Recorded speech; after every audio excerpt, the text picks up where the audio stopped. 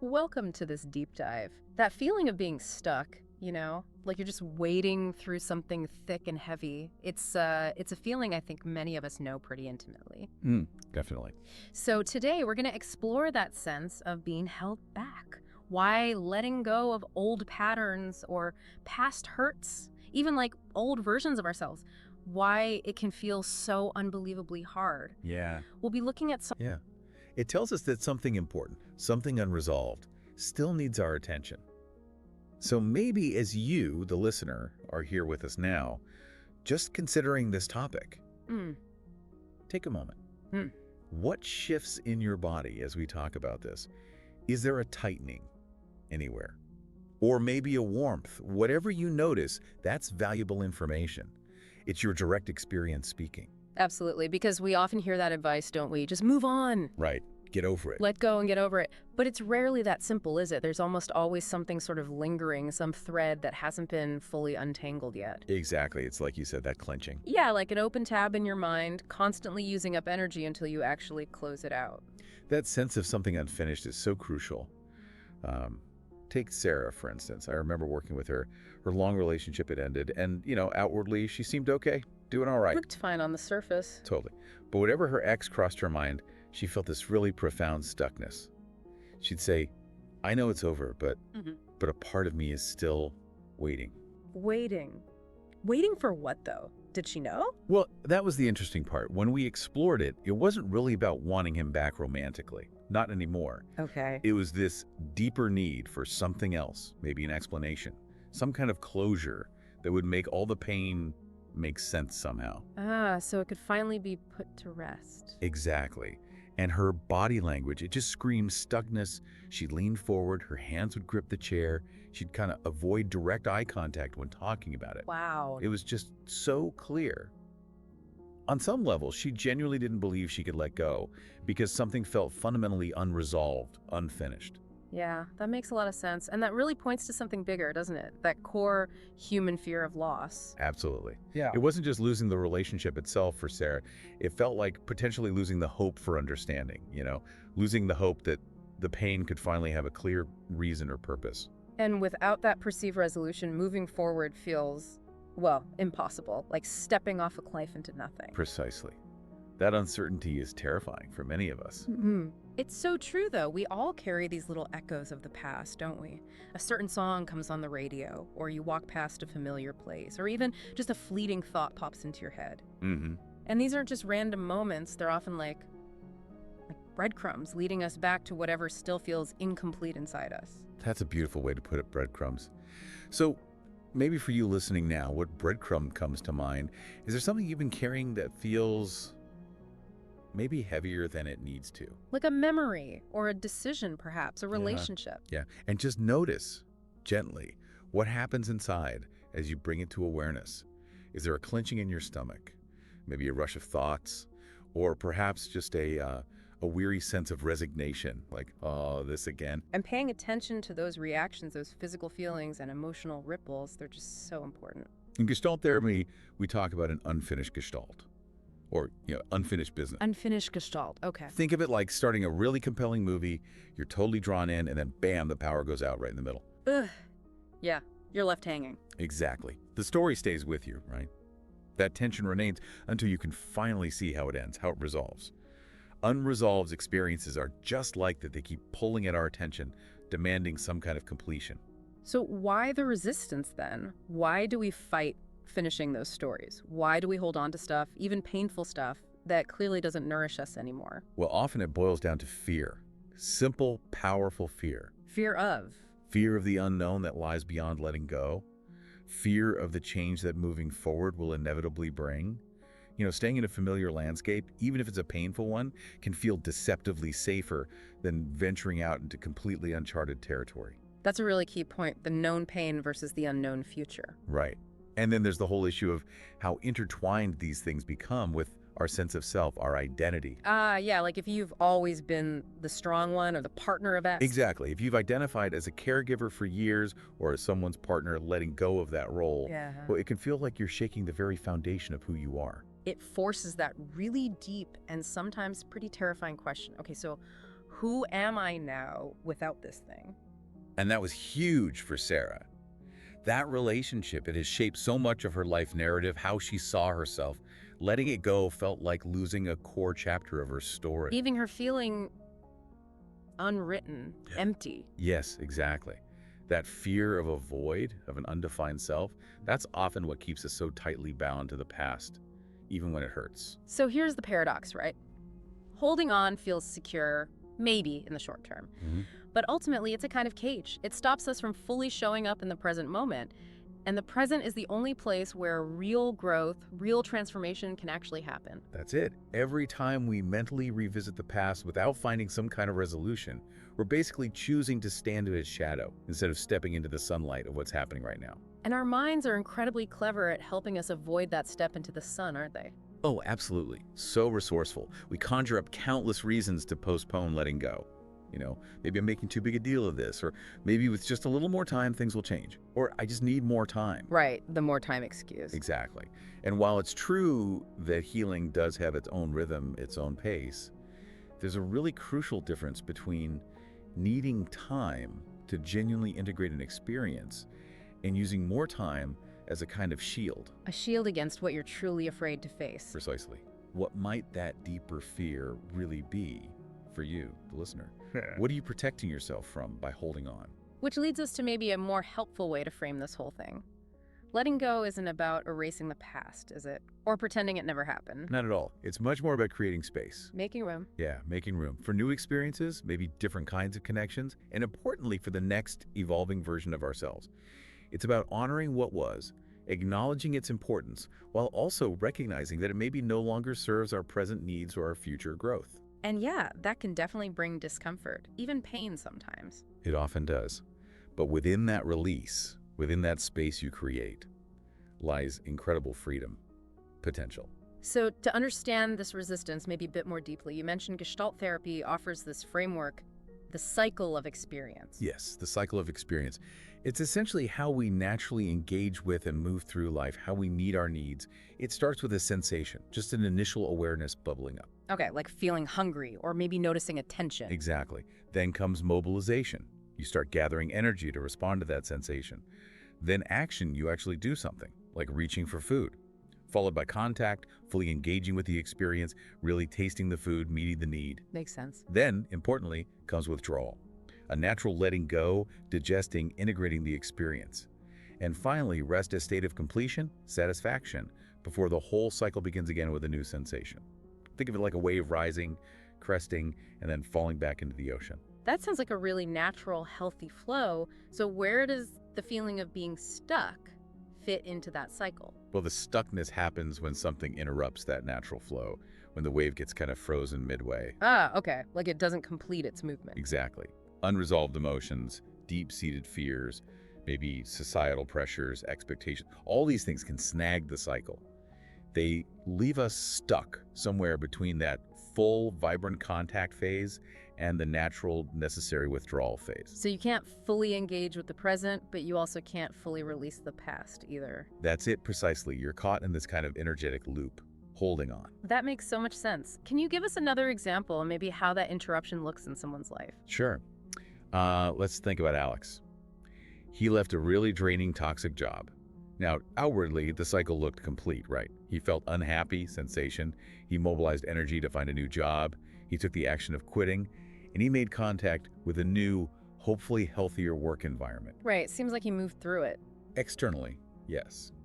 But internally, he was still consumed by thoughts of his old boss, just ruminating, replaying conversations. Ah, so he was still connected to it emotionally. Exactly. He was effectively trapped in the contact phase with that old situation, wrestling with this whole tangle of unresolved anger, resentment, maybe even a bit of lingering sadness or guilt.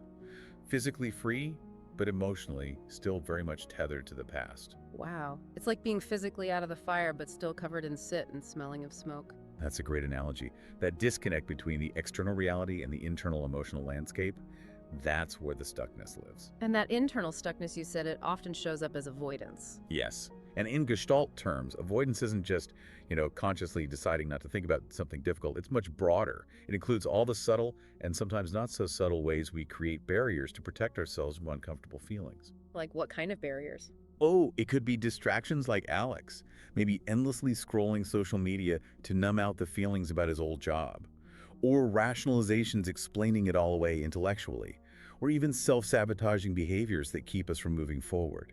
And Sarah checking her ex's social media secretly. That was avoidance too. Hoping for some sign. Absolutely, a way of avoiding the finality, avoiding the feeling of true separation. So avoidance might feel like it's protecting us, giving us a temporary sense of safety. Right, it does, momentarily. But it actually builds this wall, not just between us and other people, but between us and our own genuine emotions, our own truth. Precisely. And here's the kicker. Each time we avoid dealing with something directly, we unintentionally reinforce the message to ourselves that we can't handle it. Oh, wow. So we teach ourselves helplessness in a way. Exactly. Which, ironically, makes the underlying issue feel even bigger, more overwhelming, more threatening. It creates this vicious cycle of avoidance leading to more fear, leading to more avoidance. That's tough.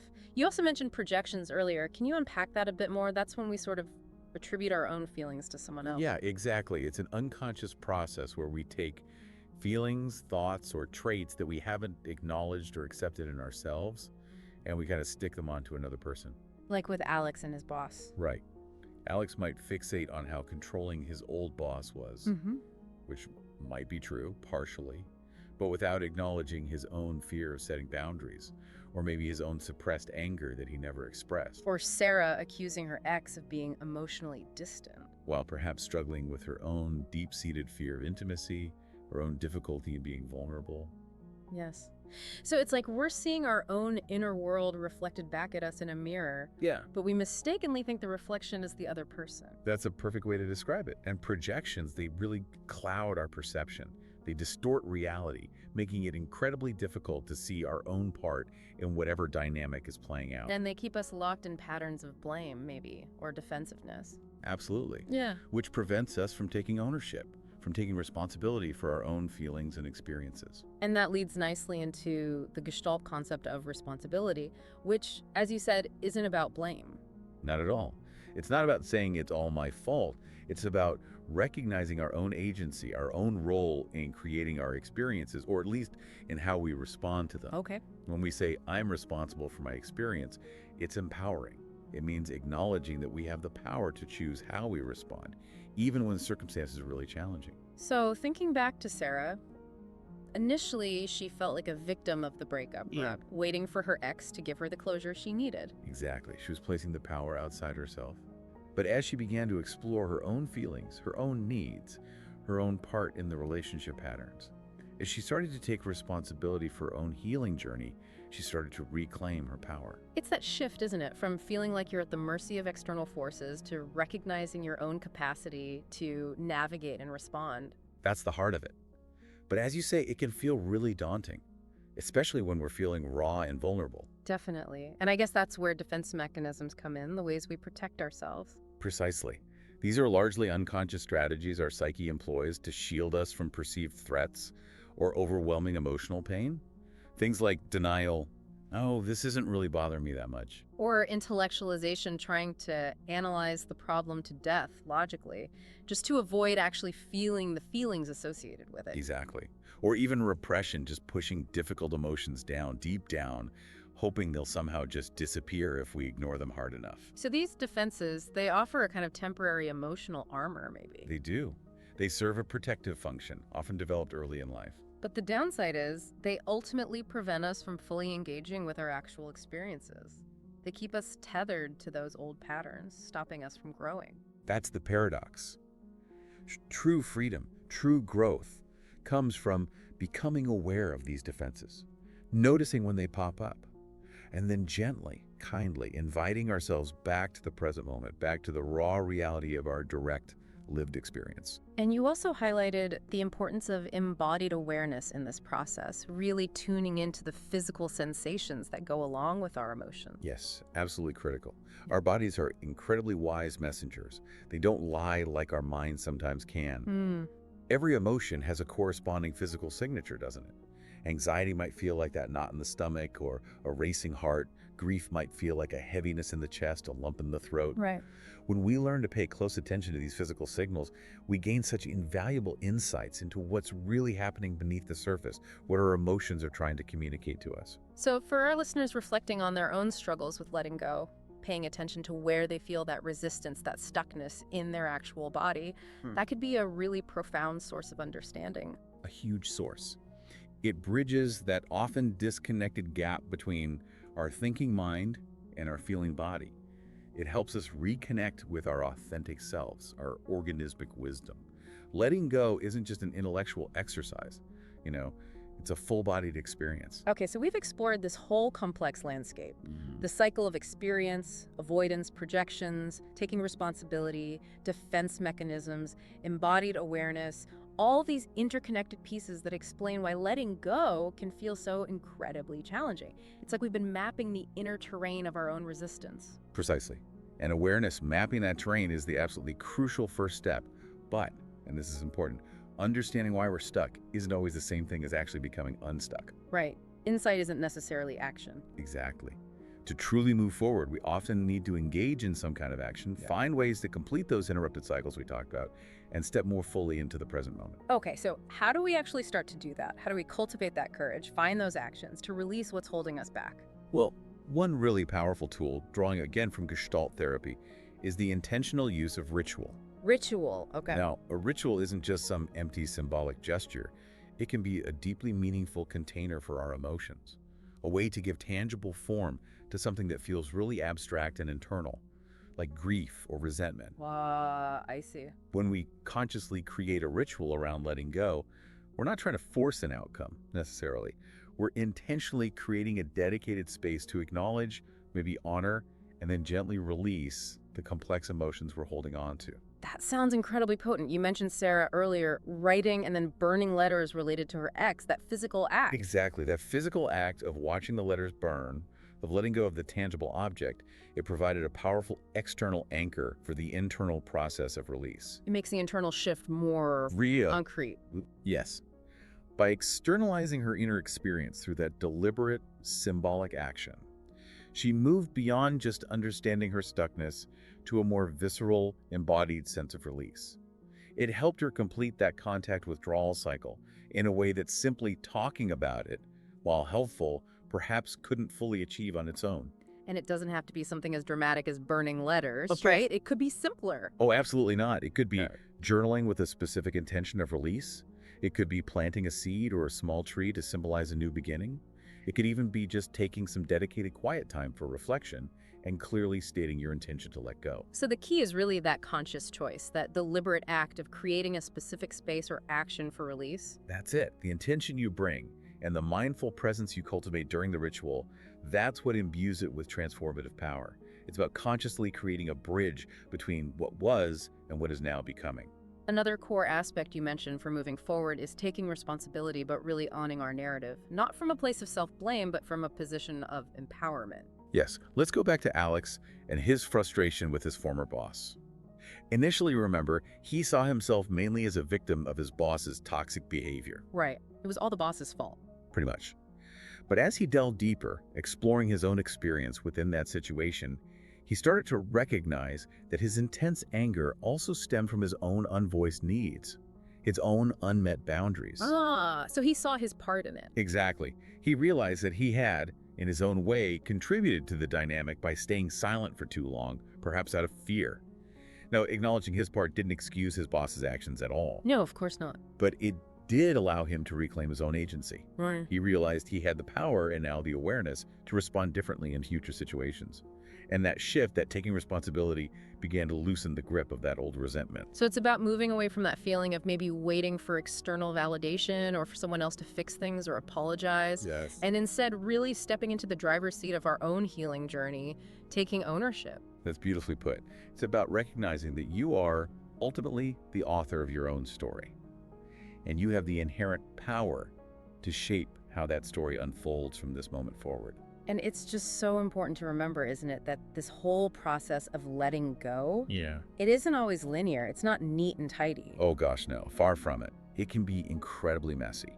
with unexpected twists, turns, setbacks, Like 2 steps forward, 1 step back sometimes. or even sideways. It's rarely a straight trajectory. It's often more like a spiral.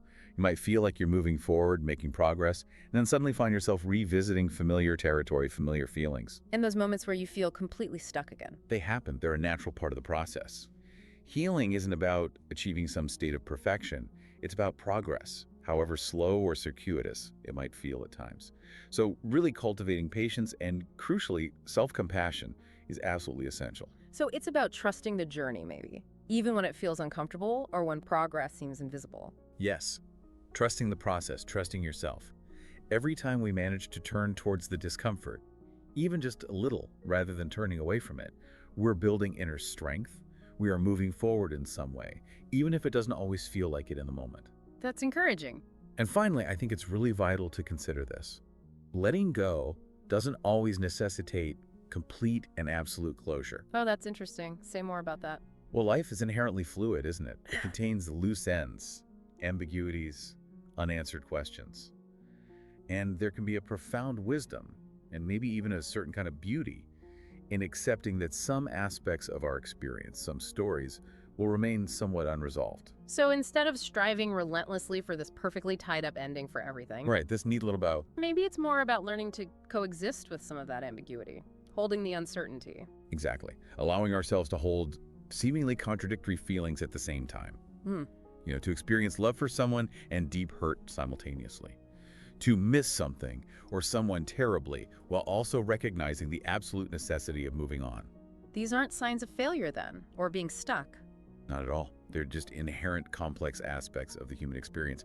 And paradoxically, when we release that rigid need for absolute certainty, for everything to make perfect sense, we actually create more space. More space for unexpected growth, for resilience, for new possibilities to emerge that we couldn't have predicted. Wow. Leaving room for mystery in a way. Yes. Leaving room for mystery and trusting that we can handle it. So as we draw this deep dive to a close now, what's maybe the core message, the key takeaway you'd want to leave with our listeners who are navigating that feeling of being stuck right now? I would really encourage you, just gently, to take some time to reflect on what resonated most with you during our conversation today. What patterns perhaps did you recognize in your own experiences? And then maybe consider, what small, courageous step might you be willing to take next? However tiny it may seem. Just one small step towards awareness or towards action. Remember, letting go isn't a one-time event. It's not a destination you arrive at. It's more like an ongoing practice. Exactly, an ongoing practice. It calls for consistent awareness, a real commitment to authenticity, and just a generous dose of kindness and self-compassion along the way. Progress isn't always visible, and that's perfectly all right. And perhaps the most profound gift of truly letting go isn't just the release of the past, but the full embrace of the present moment with all its imperfections, but also its boundless potential. Thank you for delving into this with us today. Thank you. And just remember, perhaps, that in this very moment, you are exactly where you need to be.